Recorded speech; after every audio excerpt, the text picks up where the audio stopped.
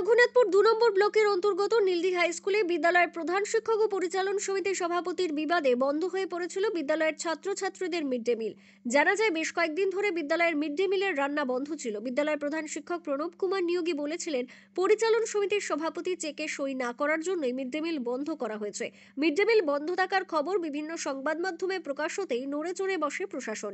বৃহস্পতিবার দুপুর ১২টা নাগাদ রঘুনাথপুরের এসডিও বিবেক পঙ্কজ সংশ্লিষ্ট এলাকার তথা রঘুনাথপুর ২ নম্বর ব্লকের বিডিও পঙ্কজ দাসকে নিয়ে পৌঁছে যায় নীলডি হাই স্কুলে। পরিচালন সমিতির সভাপতি, বিদ্যালয়ের প্রধান শিক্ষক ও অন্যান্যদের নিয়ে আলোচনা করে সমস্যার সমাধান করে এদিনই বিদ্যালয়ের মিড ডে মিলের রান্না শুরু করার নির্দেশ দেন।